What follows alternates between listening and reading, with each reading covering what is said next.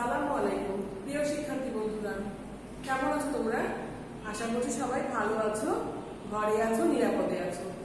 এই সময় আমরা বেশি করে পুষ্টিকর জাতীয় খাদ্য গ্রহণ করব, ভিটামিন সি খাবার খাবো এবং ঘরে থাকবো।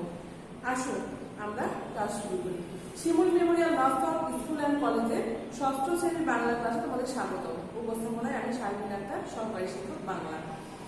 আজকে আমরা আকাশ প্রবন্ধ আলোচনা করব। আজকে প্রবন্ধের নাম আকাশ, লিখেছে আব্দুল্লাহ আল মুতি।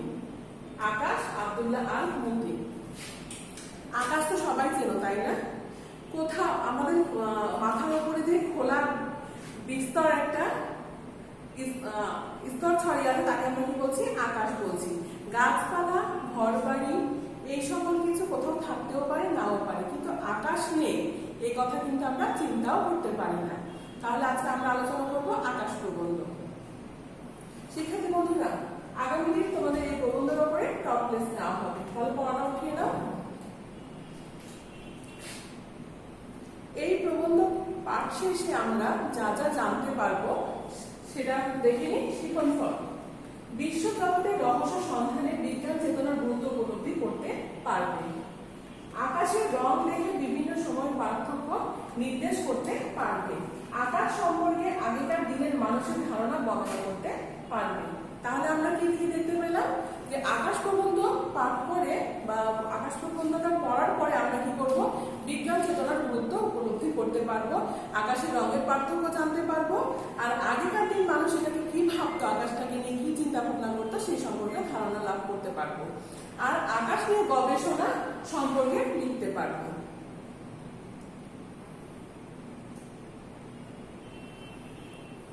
শিক্ষার্থী বন্ধুরা, আজকে আলোচ্য বিষয় তোমরা খাতায় লিখে নাও।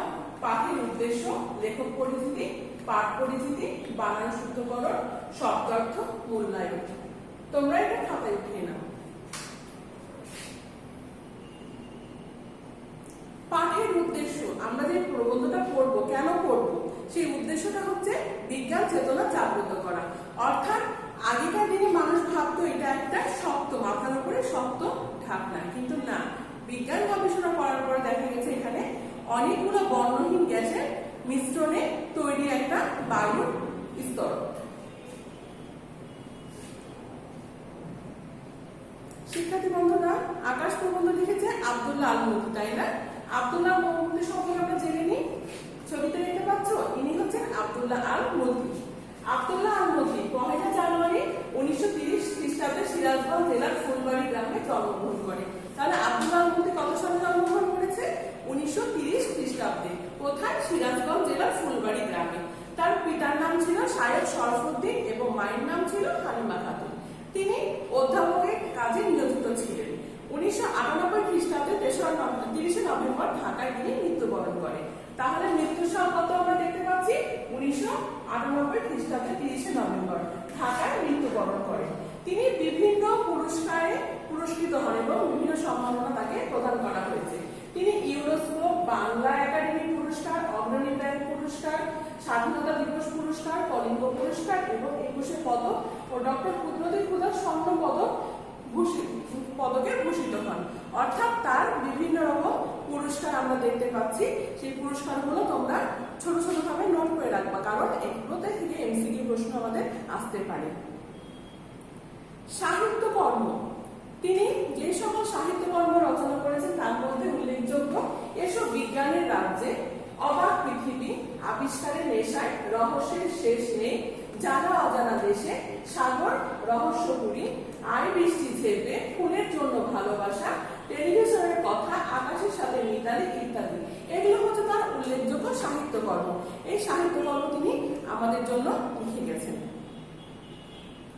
পাঠ পরিচিতি: আমি আগেই বলেছি, খোলা জায়গায় মাথার উপর দিনরাত আমরা আকাশ দেখতে পাই। এই আকাশ সব জায়গায় আছে। আমরা চিন্তা করতে পারি যে এখানে গাছপালা কোথাও থাকতেও পারে, নাও পারে, কিন্তু আকাশ নেই এমন ভূপৃষ্ঠ কল্পনা করা শক্ত, কারণ এমন ভূপৃষ্ঠ কোথাও নেই বললেই চলে। তাহলে আমরা দেখতে পাচ্ছি যে আকাশ সব জায়গায় আছে। তাহলে আমরা পাঠ্যপুস্তকটা জেনে নিই। একসময় আকাশে মনে করা হতো মাথার উপর বিশাল একটি শক্ত ঢাকনা। এই যে মাথার উপর একটা আকাশ আছে, তাই না? বিশাল একটা আকাশ, দেখতে সাদা মনে হয়, কখনো নীল, কখনো কালো, কখনো বা লাল দেখায়। এটা আসলে একটা মানুষ মনে করতো ঢাকনা, আসলে এটা ঢাকনা নয়। আকাশে আসলে কোনো শক্ত ঢাকনা নয়, এটা হচ্ছে বায়ুর স্তর। বাতাসে প্রায় 20টি বর্ণহীন গ্যাসে মিশে আছে, অর্থাৎ প্রায় 20টি, যেমন oxygen, nitrogen, carbon die oxide, এরকম ভাবে অনেকগুলা বর্ণহীন, যেটা স্বাদ নাই গন্ধ নাই সেরকম গ্যাস মিলিয়ে এই আকাশে মিশে আছে। বায়ুমণ্ডলে বিভিন্ন গ্যাসে অণু ছড়িয়ে আছে বলে আকাশ নীল দেখায়। এই যে বিভিন্ন রকম বায়ুমণ্ডলে কি অণু, ছোট ছোট কি বলছে না, অণু বলছে, এই অণু ছড়িয়ে আছে বলে আকাশটাকে কেমন লাগে, নীল লাগে। আকাশ নীল দেখার কারণ হচ্ছে এখানে নানা রকম অণু ছড়িয়ে আছে। পৃথিবীর ওপর হাওয়ার স্তর আছে বলে পৃথিবীর আকাশকে নীল দেখায়। আমরা কি জানছি তাহলে পৃথিবীর ওপর হাওয়ার স্তর আছে বলে এই যে আকাশটাকে নীল দেখায়। আকাশ কখনো নীল, কখনো লাল, আবার কখনো কালো দেখায়। দিনের বেলায় সোনার থালার মতো কি করছে, সোনার থালার মতো কিরণ ছড়িয়ে চারপাশ উজ্জ্বল হয়ে থাকছে। এমন সময় কি হয়, আকাশটাকে দেখতে নীল লাগে, কখনো সাদা কখনো কালো মেঘে ঢেকে যায় আকাশ। ভোর বা সন্ধ্যার আকাশ কোনো কোনো অংশে নামে রঙের বন্যা। তাহলে কি হচ্ছে, রঙের বন্যাও কিন্তু আকাশে নামছে। কখনো বা সারা আকাশ ভেসে যাচ্ছে লাল আলোতে। আবার কি হচ্ছে, রাতের আকাশ সচরাচর কালো হয়, কিন্তু সেই কালো চাঁদোয়ার জড়িয়ে থাকে রূপালী চাঁদ এবং অসংখ্য ঝকঝকে তারা। আমরা একটু পড়ে নিই। সকাল বা সন্ধ্যায় মেঘ ও বাতাসে ধূলিকণার মধ্যে দীর্ঘ পথ অতিক্রম করতে পারে শুধু সূর্যের লাল আলো, তাই এই সময় মেঘকে দেখায় লাল। ঘন বৃষ্টি মেঘে ছেয়ে ফেলে আকাশ, দেখো কেমন লাগে, তখন লাগে কালো। শূন্য মহাকাশযান পাঠিয়ে বিজ্ঞানীরা নানা পরীক্ষা নিরীক্ষা চালাচ্ছে। কোথায় চালাচ্ছে? শূন্যে। আগেকার দিনে মানুষ কি করতো, আকাশে কোনো কিছু খবর নেওয়ার জন্য ফাঁকা বেলুন পাঠাতো, তারপরে কি করতো, ওই বেলুন পাঠিয়ে পরীক্ষা নিরীক্ষা করতো। কিন্তু এখন কি করছে, মানুষ মহাকাশযান পাঠাচ্ছে, পাঠানোর পরে যন্ত্রপাতি শুধু মানুষ ওখানে পৌঁছে যাচ্ছে এবং সেই খবর নিয়ে আবার কি করছে, মহাকাশযান চেপে চলে আসে, সফর করে চলে আসে। তাই বলা হচ্ছে যে শূন্যে মহাকাশযান পাঠিয়ে বিজ্ঞানীরা নানা পরীক্ষা নিরীক্ষা চালাচ্ছে। পৃথিবীর অন্তত কয়েকশো মাইল ওপরে পাঠানো মহাকাশযান থেকে প্রেরিত অসংখ্য ফটো ও ভিডিও থেকে মানুষ কি করছে, আবহাওয়ার খবর জানতে পারছে। কোথাকার আবহাওয়া কেমন, সেখানে ফসল কেমন হবে, সেখানকার পরিবেশ কেমন, সবকিছু কিন্তু আমরা এখন কি করতে পারছি, মহাকাশযানে চেপে ভ্রমণ করে সবকিছু জানতে পারছি, মুহূর্তের মধ্যে সবকিছু জানতে পারছি। এই কারণে টেলিভিশন, টেলিফোন, মোবাইল ফোন ইত্যাদিতে সংকেত পাঠিয়ে যোগাযোগ ব্যবস্থাকে বিশ্বব্যাপী বিস্তার করা সম্ভব হয়েছে। কিসের মাধ্যমে সম্ভব হয়েছে? ওই মহাকাশযানে করে আমরা যখন চারিদিকে ঘুরে বেড়াচ্ছি, কোথায় কেমন হচ্ছে, কোথায় হাওয়া কেমন, কোথাকার আবহাওয়া কেমন, কোথাকার ফসল কেমন হচ্ছে, এগুলো সব কি হচ্ছে মহাকাশযান থেকে ঠিকরে দেওয়া হচ্ছে। ঠিকরে মানে কি, ছড়িয়ে দেওয়া হচ্ছে। এবং কি হচ্ছে, টেলিভিশন এবং টেলিফোনের মাধ্যমে সংকেত পাঠানো হচ্ছে। তাই দূরদেশের সাথে যোগাযোগ ব্যবস্থা আমাদের এখন কি অনেক সহজ হয়ে গেছে। তাহলে বিজ্ঞান কি করছে, বিজ্ঞান গবেষণা করেছে। বিজ্ঞান এখন আর চিন্তা করছে যে ওপরে শুধু আকাশই আছে তা না, এটা গবেষণা করে কোথায় কি আছে সমস্ত কিছুর সন্ধান মিলছে।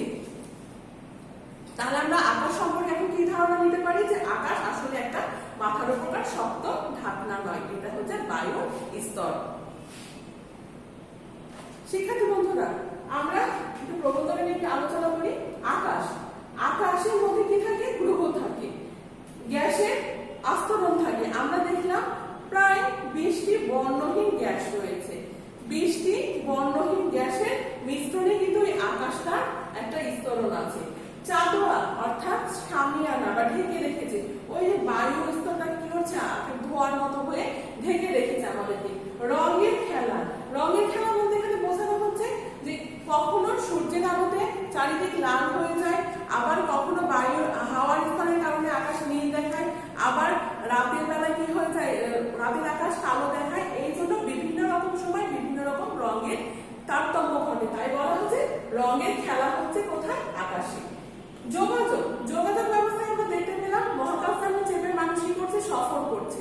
সফর করে বিভিন্ন তথ্য সংগ্রহ করছি এবং সেই তথ্যের কারণে আমরা কি করতে পারছি, আবহাওয়ার তারতম্য বুঝতে পারছি। আমরা ফসল বলো, টেলিভিশন, তারপর টেলিফোন, সমস্ত কিছুর মাধ্যমে আমরা তথ্যগুলা খুব দ্রুত পেয়ে যাচ্ছি এবং দূর দেশের সাথে আমাদের যোগাযোগ ব্যবস্থা অনেক সহজ হয়েছে। তাহলে আমরা দেখতে পেলাম আকাশের মধ্যে নক্ষত্র আছে, গ্রহ আছে, গ্যাসের আবরণ আছে। শিক্ষার্থী বন্ধুরা, আমরা এই প্রবন্ধটা পড়ে কিছু শব্দের নতুন নতুন শব্দ দেখতে পাচ্ছি, তাই না? সেই শব্দের অর্থ একটু জেনে নিই। কল্পনা, জাগ্রত স্বপ্ন, মন গড়া বিষয়। কিরণ, কিরণ অর্থ আলো। নিতান্ত, অতিশয় বা একান্ত। পরতে পরতে অর্থাৎ স্তরে স্তরে। হাওয়া, হাওয়া অর্থ বাতাস। সফর, পরিদর্শন বা ভ্রমণ। আমরা কিসের করে সফর করছি? মহাকাশযানে চড়ে সফর করছি। ঠিকরে মানে ছড়িয়ে দেওয়া। নিষেধ মানে মিশ্রণ, বিভিন্ন গ্যাসের মিশ্রণ ঘটেছে কোথায়? আকাশের মধ্যে। শিক্ষার্থী বন্ধুরা, বানান লক্ষ্য করো। রূপালী, তেরছা ভাবে, চাঁদোয়া, ঠিকর, ভূপৃষ্ঠ, কল্পনা, নাইট্রোজেন, বাষ্প, যন্ত্রপাতি। শিক্ষার্থী বন্ধুরা, আমি একটু আগে বলেছিলাম আকাশ কেমন থাকে? নীল থাকে। কেন নীল হয়?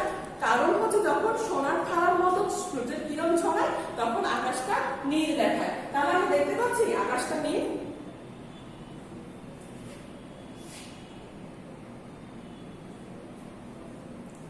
পূর্ণ চাঁদ, এই যে চাঁদটা যখন পূর্ণ হয়ে যায়, আমরা কি যখন নতুন চাঁদ ওঠে তখন এখানে দেখি অর্ধেকটা থাকে, কিন্তু এটা কি বলছে? পূর্ণ চাঁদ, আকাশে পূর্ণ চাঁদ উঠেছে, তাই না? এটা আমরা দেখতে পাই সচরাচর। চারিপাশে দেখতে পাচ্ছ অন্ধকার হয়ে আছে চাঁদের, আর এখানে চাঁদের আলো ছড়িয়ে আছে। কৃত্রিম উপগ্রহ, এই কৃত্রিম উপগ্রহের মাধ্যমে আমরা কোথায় কি হচ্ছে সমস্ত কিছু খবর নিতে পারছি।